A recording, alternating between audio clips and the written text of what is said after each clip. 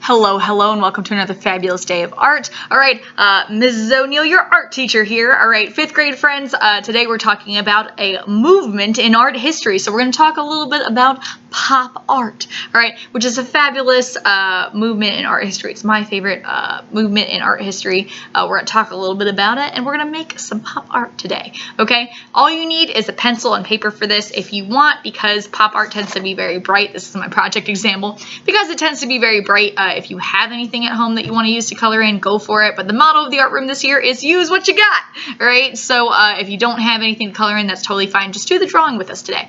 All right, let's talk a little bit about pop art, okay? So as you can see, my example is a box of mac and cheese, Kraft macaroni and cheese, all right, surrounded by pop art dots, all right, they kind of look like those comic book dots, all right, that you see just a lot bigger, all right. So I'm going to show you a little bit. We're going to talk a little bit about pop art, all right, talk a little bit about art history. So pop art was a movement that happened where artists started to think about, all right, this is back when artists were starting to think about, okay, well, how do icons, celebrities, and products, all right, factor into our everyday lives, and how can we make art about these things that we're seeing everywhere? We're seeing it was a time period where people were like, oh, celebrities are such a big deal, and products, brand name products were such a big deal, and they're like, you know what, how do we make art about these things that impact us?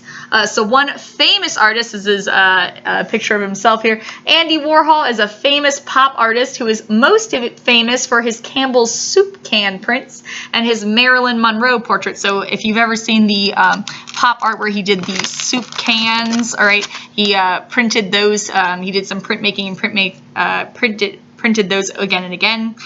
He also did the Marilyn Monroes that are pretty iconic. So this portrait of Marilyn Monroe, and he would do them in different colors like this. So it's bright, it's colorful.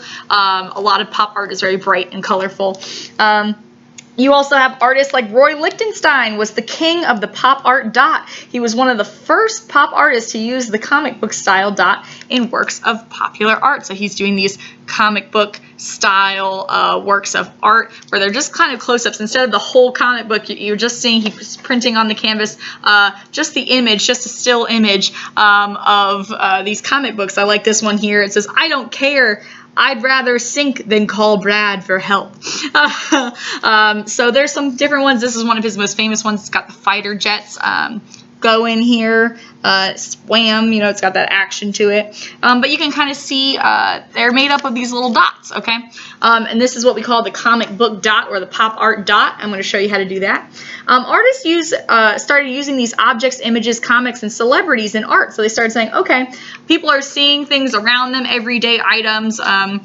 Celebrities are now household names. We see them everywhere on the big screen. People are idolizing them. And Andy Warhol and artists like him were saying, okay, these pop artists were saying, well, how do we make art that kind of talks about and has, and so artists can have, and the audience can have the viewer can have a discussion on how these icons, these celebrities, these products are shaping the way we live, right?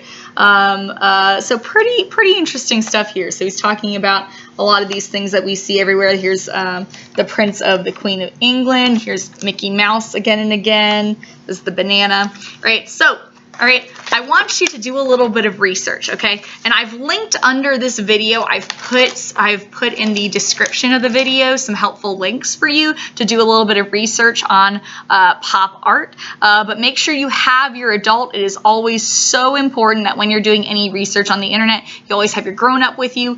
You and your grown-up go ahead and look up pop art, all right, and do a little bit of research. And like I said, if you don't feel comfortable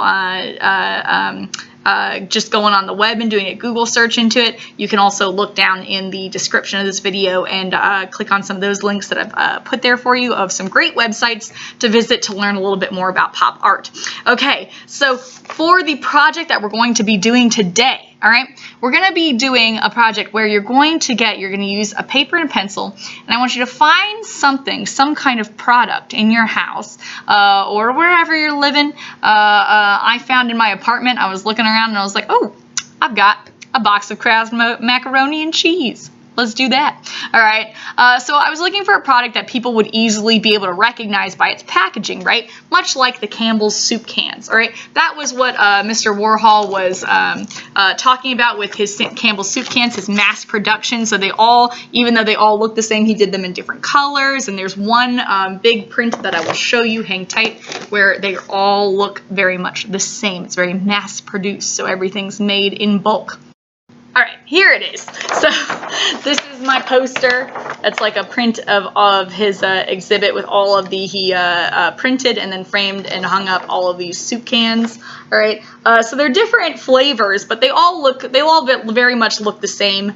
And that's what mass produced. They're all the same. And you look at them and you're like, I know that when I see that, when I see this label, when I see this logo, that means yummy, yummy soup, right?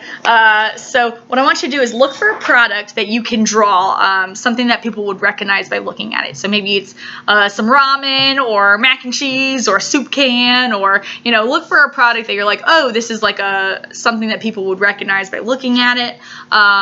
If you don't want to do a product, you could also do he did he wants to just a banana.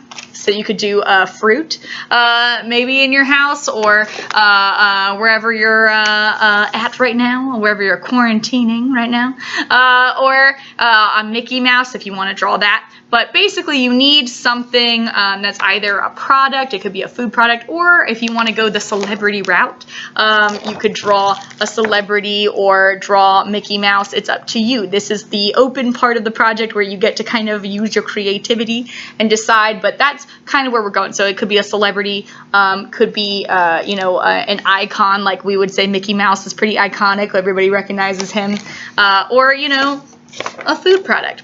I did a food product, and then what you're going to do after you've drawn it, so do your best, and you guys have done this with me before, last year. If you were with me last year, you remember that we talked about observation drawing. So that's looking at something and then drawing it by looking at it. So when I was looking at my box, I was looking at the box of macaroni and saying, okay, this is the shape.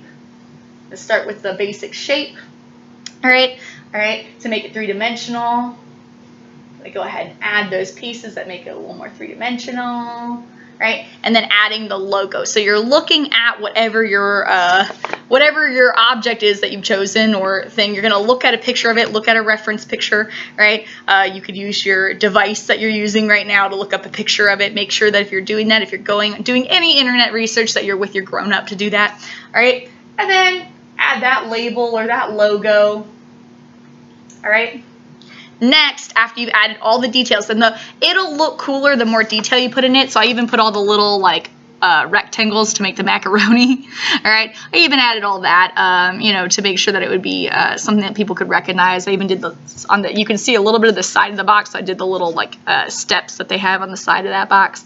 All right, and after you draw that, okay, that's after you do that step. Next, you're going to add the dots. Okay. This is how you make the dots, all right? So I made the dots in rows, and I tried to keep them. I didn't go very exact. We don't sweat the small stuff in the art room, so I didn't go super exact, but I did try to keep them in rows, in nice, tidy rows going down, all right, surrounding my object, all right? But I went ahead and this is a trick. If you have anything that's circular at your house right now, or wherever you're at, all right, if you have anything that's circular, you can trace that. So maybe you trace, I might use the bottom of this marker, and you can put it down on your paper and trace it to make the perfect circle. So that's one way to get the exact same size circles, but that's up to you. You could also freehand your circles if you're feeling confident, if you're like, I got this, all right? But yeah, go ahead and you can either freehand your circles or trace them. Like I said, use something that's circular in your environment to trace, all right? Next, after you've got your circles, this is what you do, okay? So you've got your circles. I'm going to do a very large one so you can see it very clearly, all right? With your circles, you're going to start by taking your pencil. On one side of the circle, go down, like that, and then shade this piece. So you're going to go ahead with your pencil, shade it in, and of course, if you plan on coloring this in later, you could use, I used a black marker for that. It's up to you what you use, really.